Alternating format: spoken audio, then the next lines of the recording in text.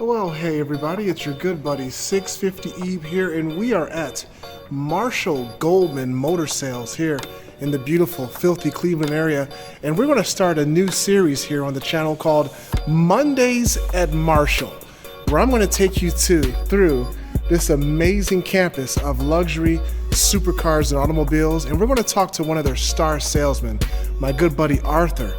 He's going to educate us on these cars and kind of get us familiar with the supercar scene, because in 2019 I'm going to be joining the ranks of the supercar owners, and Arthur's helping me decide what supercar is actually best for me. And as you can see, this campus is just littered. Should I use that word? No, it's probably a bad word.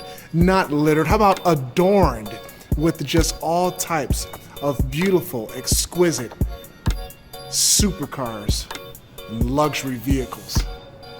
Hey, what's up, Arthur? What's going on? He'll be back with us in just a second, and he'll take us through today's presentation. Will be on the beautiful Ferrari F12, which I thought was a TDF. Actually, when I initially saw it in one of my Instagram posts, I mistakenly said that it was a Ferrari FF, but it is not. It is in fact a Ferrari F12, and that is going to be our highlight vehicle for this inaugural episode of Mondays at Marshall. I mean, they have pretty much everything out here. I do know that this is a GT3 RS, awesome Porsche, beautiful vehicle. But the car that we're going to talk about today is right here, this beautiful red Ferrari F12. This is not a TDF, a Tour de France. This is just a Ferrari F12. We'll talk about that in there in just a second, but right next to it, as you can see, is a gorgeous Porsche 918 Spider, partially hybrid, partially regular combustion engine. Just a beautiful, beautiful car. For myself, I'm sort of in a dilemma here. I was looking at this beautiful Lamborghini Aventador Roadster. This is a 2015. Had my heart set on it, was ready to sign the paperwork like my good buddy the Stradman did just recently. And then Arthur told me about all of the possible issues I could have with the way that I intend to use my supercar. Now, I intend to take my car on the drag strip and the road racing track. And of course, it wouldn't be 650 Eve if I didn't engage in smackdowns. So I intend to do all of that. And this vehicle, this 2015 Aventador, does not have a dual clutch transmission. It's a single clutch. And that could be a problem with the way that I intend to drive this vehicle. So I may have to not get this amazing machine, and I might have to look at a Performante Spider.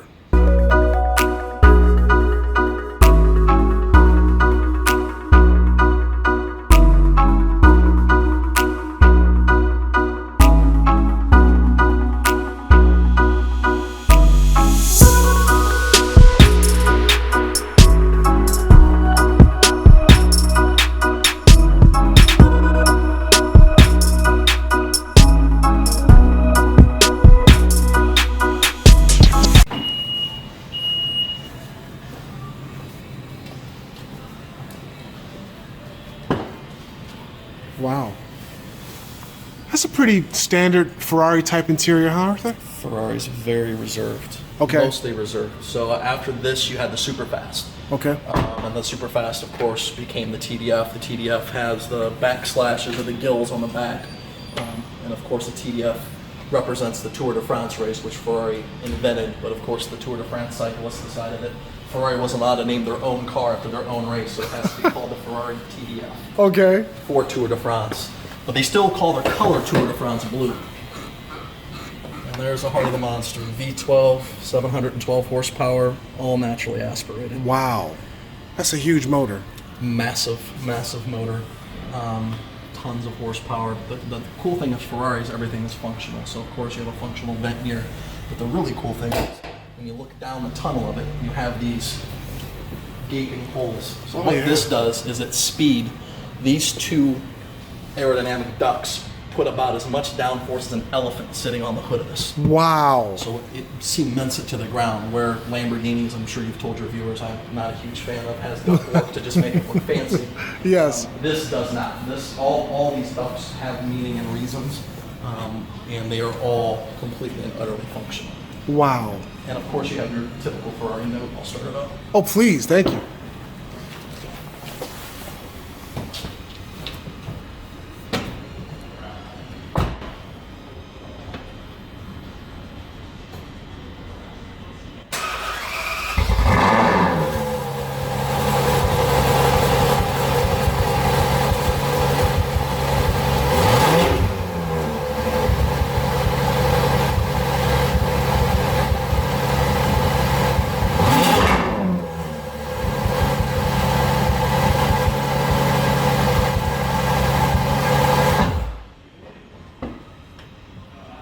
That was actually pretty nice once it got up there in the revs. It's not a bad note. Once it hits into the 6,000-7,000 range, that's when it really sings. But Wow. So this is a connoisseur car. I mean, to me, this is a car that somebody buys because you can track this car. Even though it's a really big front engine biased car, this car's extremely trackable.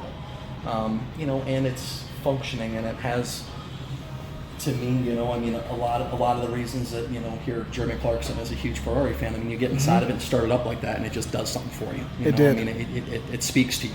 You pick one more car for today's installment of Mondays at Marshall with Arthur that you want to tell us about here. You know, That's special, you unique, know, or one cool. of the fun cars that I like, and I was never a huge fan of it, and it doesn't get that many great reviews, but I just think that nothing looks like it, is the McLaren. Okay. So The 720? the 720S. Yeah, So- you put me in that the other day, Arthur. I did like it. I liked it a lot. But the only thing was that my good buddy Street Speed 717 has one, and also, it didn't sound that great. And they don't sound the best. I mean, they don't sound bad, you know, but they don't sound the best. You know, the problem with the 720S is and with McLaren in general, I won't even say it's a problem. It's a good problem. Is that on paper, these cars do everything the best on the track. Yes. Everything the best. But here again, you know, and I always go back to Top Gear, because God, who doesn't watch it and who Yes. doesn't think that those guys do amazing reviews? But it's like they said, you know, you get inside of them and you feel like this was made by a guy in a white lab coat. This was not made by somebody that was an enthusiast. This was not made by somebody who loved cars. These guys were engineers. They loved engineering. Yeah. And this car, nothing on this car, again, just like on the Ferraris, nothing on the car isn't not functional. All the duct work, the way the exhaust comes out, all of the rear aprons, I mean, all of it. I mean, every single piece on it is 100% functional. Let me grab the key. Thank you, Arthur. He's right. I mean, and this color is pretty nice too. And I was most comfortable in this vehicle than any other supercar. This thing actually felt as luxurious and as spacious as my Range Rover or something like that. I was really surprised and taken back by that. But to me, the styling is just, it's a little blah-ish, you know? And it doesn't really have the following of, say, Ferrari or Lamborghini. Not yet, at least. Does have the scissor-ish doors. Now, it does have one thing that is not necessary, and we'll take a picture of it. It does have a red light in the engine. Oh, okay. Where'd that come The from? McLaren engineers Yeah. really thought that like they overdid it with that the Yeah. red light. I never noticed that. These are probably guys that go out and have like one glass of wine and it's overdone. These are not guys that go out and binge drink. No. Wow, look at that. It's just amazing. So this is the launch edition. So this is the launch color, which was, you know, I think it's a very cool color. Wow, smells great in here. It does. Is that carbon fiber over there? Compressed. Yeah, compressed carbon fiber. Wow. And everything is functional. I mean, all the way down to the fact they thought that if they put the screen down, that you would get more view of the track. Oh, So yeah. the screen flips down, you can see all really that's on there is your essentials, your speed and rev, of course gas. You can contour that to anything, but it's cool actually is a that? comfortable car for bigger guys. You know, I mean, Yeah. again, I mean, I definitely haven't missed a meal on my day, and I'm comfortable with it. Can we get an exhaust note on this Yeah, one? of course.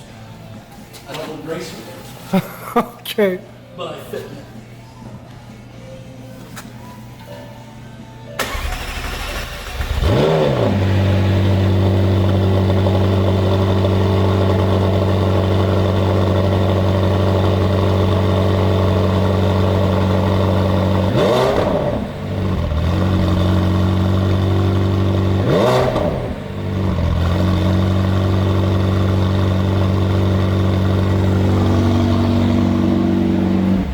was pretty interesting.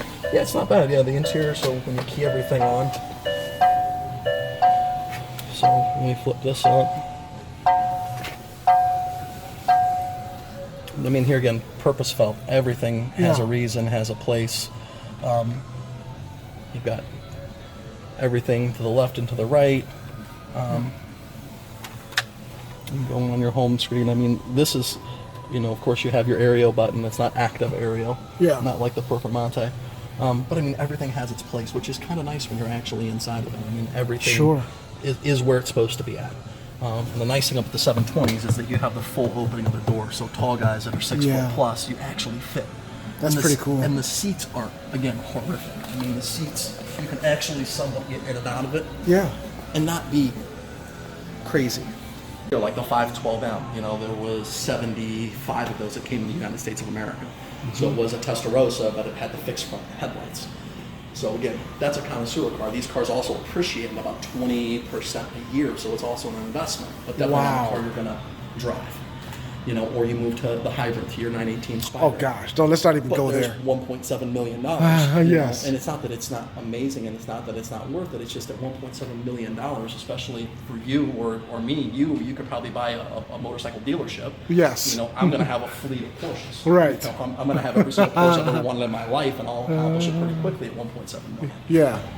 So I mean, that's the big thing with the price point. You know, I mean, here you're in the, you know, you get inside of the mid twos. You know, I mean, it's a lot of car for the money. Yeah. You know, I mean, it really is. You know, it's a front engine V12. I mean, there's no doubt about it. This is Ferrari. I mean, this is what makes Ferrari. But you know, again, Lamborghini's V12 isn't bad. It's just, again, the two cars have way conflicting styles. You know, Lamborghini just doesn't do flashy. TDF is really about as flashy as Lamborghini or Ferrari's gotten in a long time, and it's really not even flash. It's still all functional. All the canards, all the ductwork, it's all functional. Yes.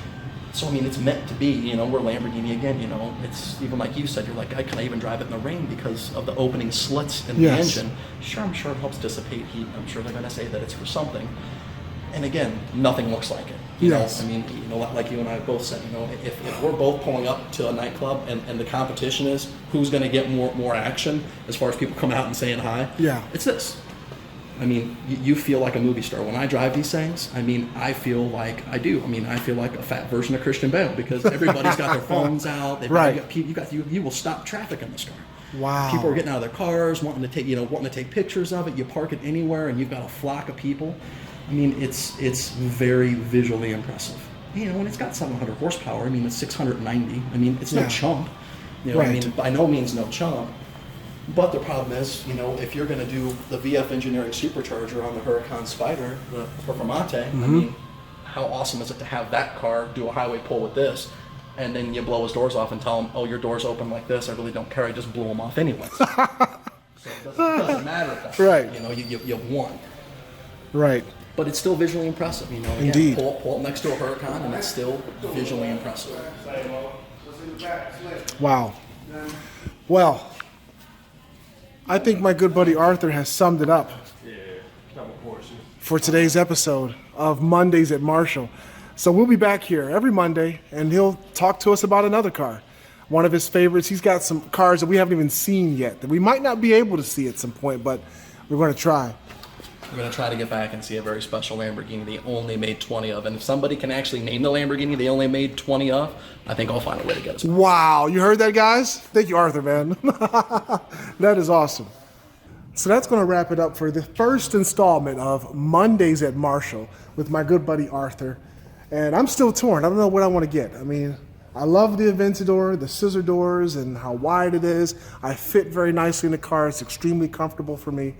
The Performante Spider is nice as well. It's more of a tight fit for me, but it is more of a unique car, and I don't know. I really don't know. We got to decide something here real soon. So hit the like button if you enjoyed this video. Subscribe to the channel by clicking subscribe. Don't forget to click that little bell so you can get notified when new content's uploaded. Thanks for viewing. We'll catch you next time on Mondays at Marshall. We'll see you later.